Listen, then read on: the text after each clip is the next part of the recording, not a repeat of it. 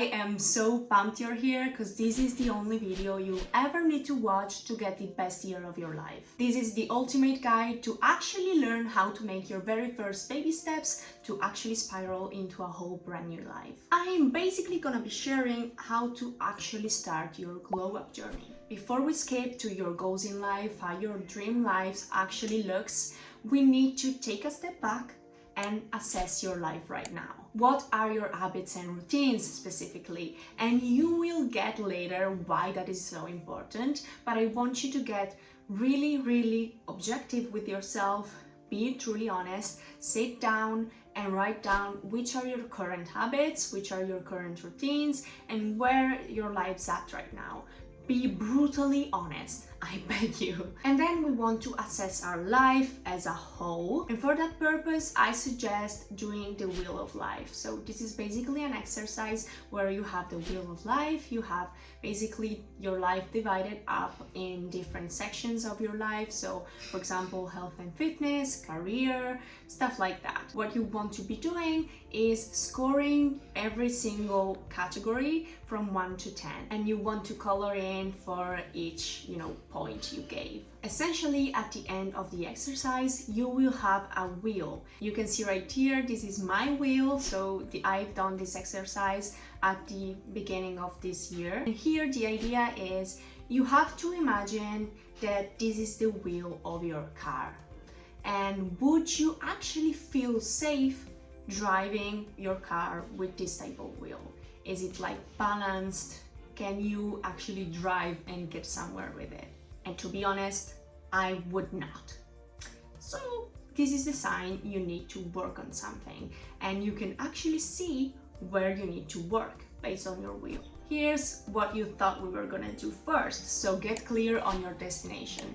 You need to write down a long list of goals, and from little goals to very bigger goals. Something like, where do you see yourself in 10 years? Please do not overthink it, just write. You can even scratch them off later, but you just write whatever you feel like, it could be one of your goals. From this list, you're gonna curate another one, which is the list of goals you want to be accomplishing this year. And you can take goals from that list and put them on your new list. But another thing you can do is take bigger goals, so maybe goals you will need few years to reach, and craft out a little milestone for yourself that you want to be achieving this year. For example, if you want to save 100k, maybe you can't do that in 1 year. I really wish I could, but if you can, kudos to you. But you could say something like, I want to save 20k this year. So you get yourself closer to your bigger goal. And again, please be objective with your goal. Saying, I want to be a millionaire by the end of this year. This is not realistic. Maybe it could happen, you never say never, but it's not realistic and you're setting yourself up for failure. And why would you do that? So set realistic goals. Yes, push yourself, be a little bit delusional, but in a realistic type of way, if you get what I'm saying. We then get to the favorite part of this journey, at least that is for me, and it is creating and crafting the perfect plan. You need to build your system to actually be able to achieve those goals, to actually be able to, get where you want. And here's where we get to what you've actually come here for. We need to get those actions that we need to then work on to do every single day. We need to assess and decide which are our baby steps. Where do we want to start, before we get to how to actually do that. One way I've really found success with is to take the categories of life, the ones from the wheel of life, assess which are my goals from those categories. So take your list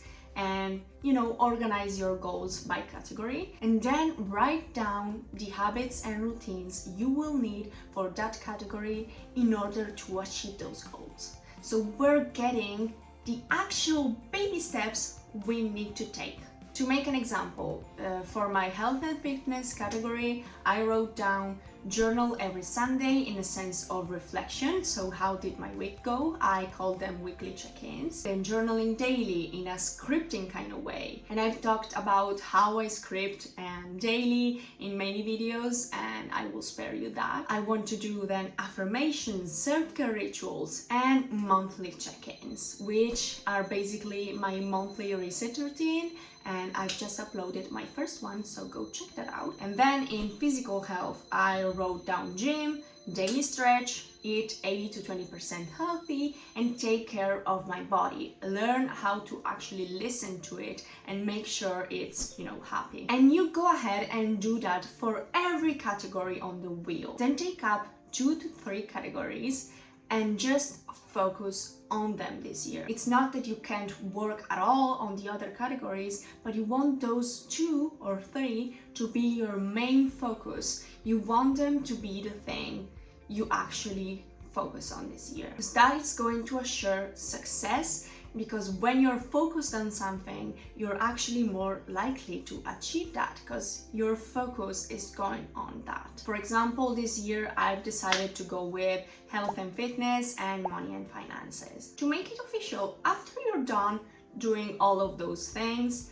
I want you to comment, write down what are your top 3 habits you're trying to work on this year. So I'm gonna start. I've chosen gym, self-care rituals, and having a full Saturday to work on my business. Next step, because we're not done here, is to build our monthly habit tracker. So we have our plan, we have our baby steps, but how do we actually get into doing them and keep being consistent with them so we actually produce a result? And the way you do that, my friend, is build a habit tracker and use it in a way that actually works. So what you want to be doing is build your first habit tracker and actually start slowly. I've started with only 3 habits, and one was a big nasty habit, so it was like waking up at 7, and I was not able to do that for the longest time. And then I had 2 little easier habits, and I've just started with 3. And then you're gonna stack up every single month, and you're going to build yourself your routines and your daily rituals that will actually get to your goals. One thing very important is each month I have a check-in, which is in my monthly reset, as I was saying before. And here's where I reassess and actually create the habit tracker for my next month. So I'm not doing that lightly. I'm not doing that without thinking. I'm doing that looking at my actual progress. So if I did really badly on my first 3 habits, I'm not going to be adding more. If instead I did really well, for example, in January, I added more habits during the months, so I knew in February I could go a little bit higher, And this is key so you don't lose track. So you're not going to be one of those people that new year, new me, and then on the second week of January, you've already gave up. You need to keep track and you need to reassess every single month. I know it's boring, but that's what you need to do. On to tips that truly helped me make my very first steps. So I don't know if you know this, but I was truly at rock bottom last year. I was not able to get out of my bed. I only watched Netflix all day. I hope you're not at that point, but even if you're not, the thing here is you need to start super slowly. For example, to get out of that rut, to get out of, that place, the very first thing I started working on, and I worked on that for 1 month straight, it was trying to get up every morning and have breakfast. Honestly, this is a habit basically every little kid has.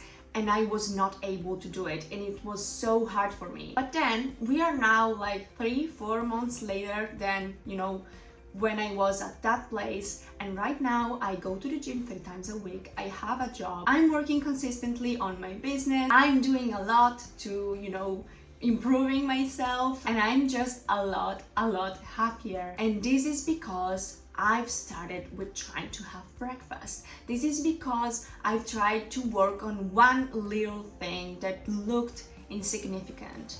And you will feel like it's useless. You will feel like it's pointless, but please keep going, because in a few months, you could be in a place where you never thought you could be.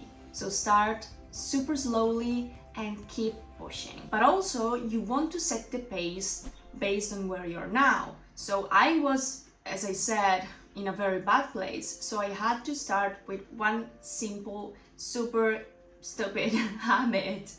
But you don't have to. For example, if you have a pretty healthy lifestyle, but you want to do more, you want to achieve more things, you cannot just start with having breakfast because you're probably already doing that. So, set the pace based on where you're at. When you start, you don't even want to think about the end goal. Just forget it. You want to focus on the itsy bitsy little tasks. Did you know that the people that go to the gym and think on, the short-term benefits are less likely to quit the gym compared to the other people? So if you're someone that's thinking, I'm going to the gym because I feel more energized, because I love to wear cute workout set, because when I finish it makes me feel great.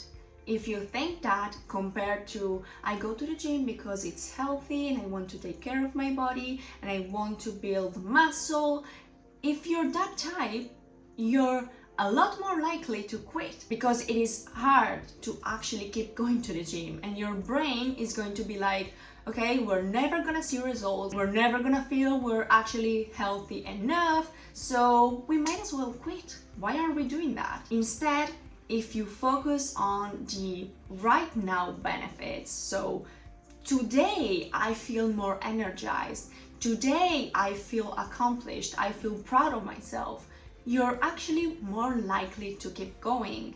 And there are studies on these things. So this means to actually start, to put all of your plan in motion, to actually start changing your life, you need to think at the now benefits. As I was saying, you don't even have to think about the end goal. Stay right here, stay where you are, and live in the present. I know it's easier said than done, but my habit tracker actually is helping me a lot in doing that. Because I think and I vertically see my day, and I'm thinking about this day, today, not next month. Which habits I'm going to be doing in August when it's February. Another thing is be kind to yourself. Otherwise, you may give up. I've tried to actually start going to the gym, actually start eating healthier, actually working consistently on the things I wanted to work on for years. And I could never do that. And let me tell you why. Because I used to go from zero to everything. I was so overwhelmed.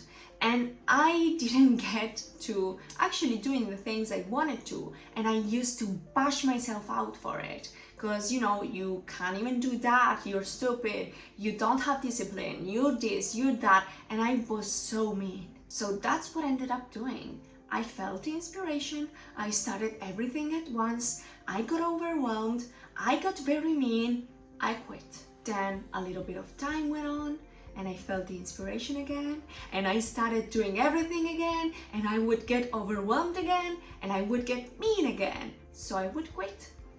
And the cycle, it was never ending.